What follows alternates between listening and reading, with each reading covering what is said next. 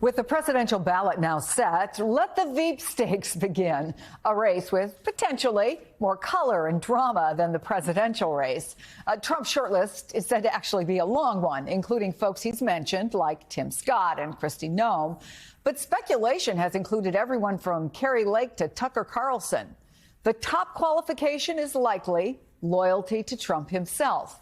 But NBC News is also reporting today that the former president has been focused heavily on abortion, worried that a running mate who's too hard line on that issue could repel voters.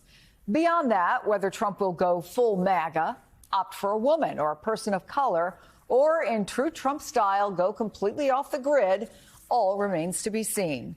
Let me bring in NBC's Dasha Burns from South Florida. Robert Gibbs is former White House press secretary. Matthew Dowd is back with me. Matthew, conventional wisdom would say you pick a running mate that helps to expand your appeal. But when you're an unconventional Donald Trump, what do you think happens here?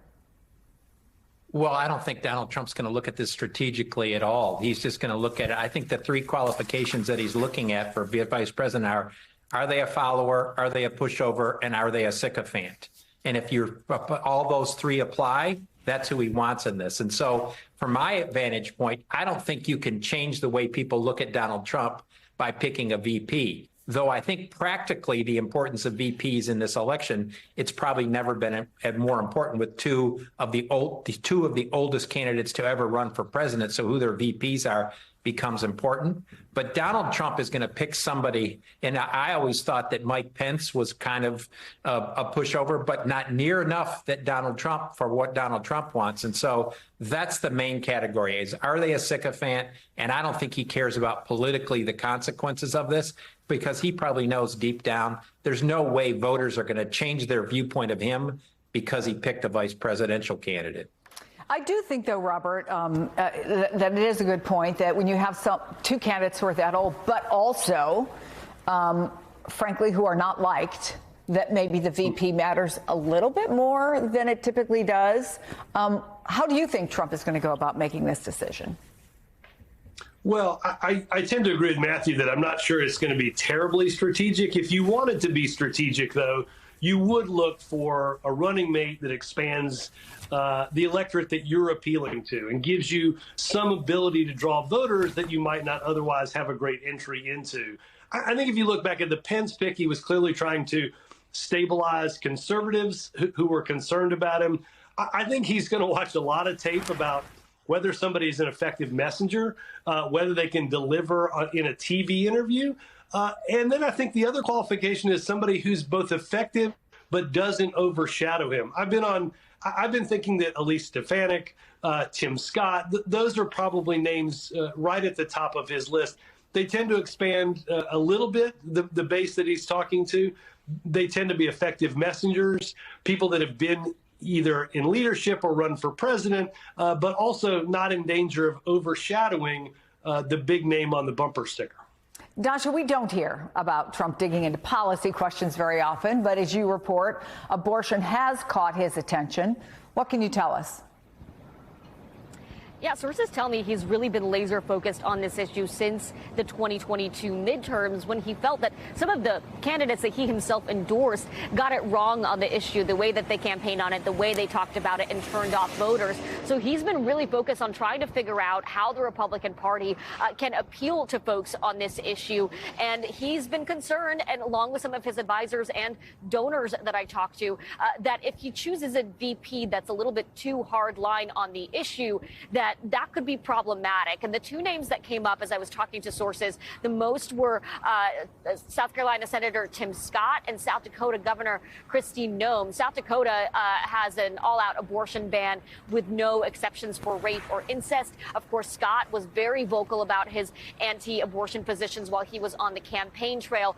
So folks have been worried about that. There was one anecdote that a source told me who was present for a dinner at Mar-a-Lago recently where Trump was making his usual rounds around the table to dinner guests sitting out on the patio at Mar-a-Lago.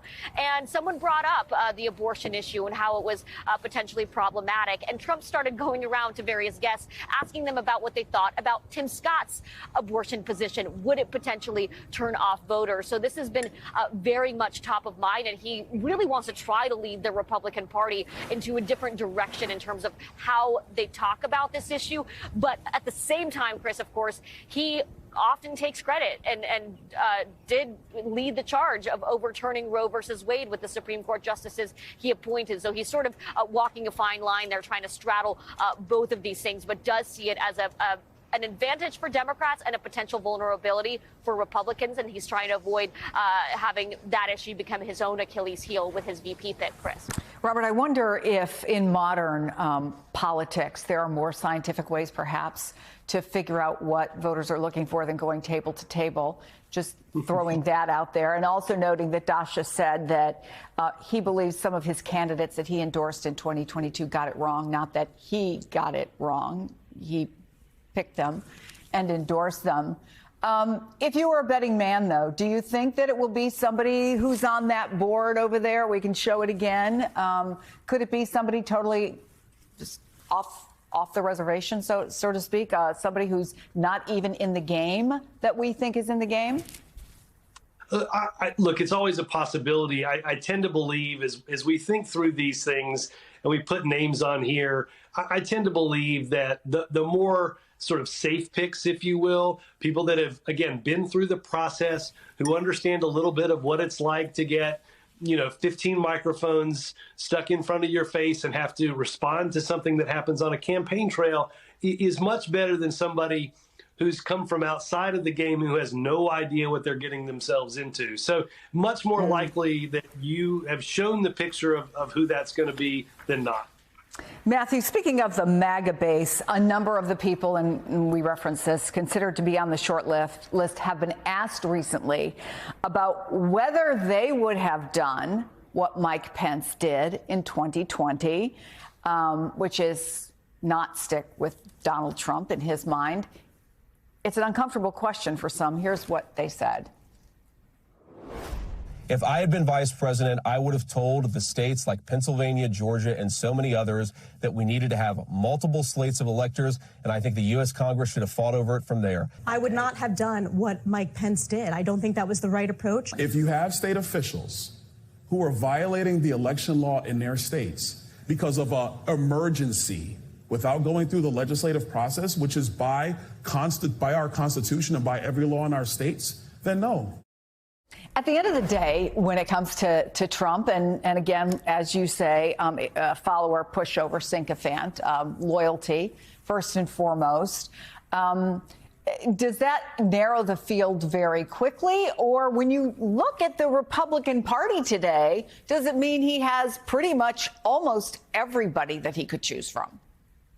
Well, just by your showing those answers to that question is I don't think it eliminates many people, because I think the Republican Party has become the party of overthrow the Constitution and diminish our democracy in this. And so if there was a candidate out there that said I would have done exactly what Mike Pence wants to do, they're gone. They're not on a list, and they probably will be primaried in this because of where the Republican voters are. We still, as of today, nearly 4 years later, 2/3 of Republican voters say the election was illegal and Joe Biden didn't win the election. We still have that today. So that answer to that question, as you showed, is where the Republican base is, which is exceedingly unfortunate and dangerous in our country.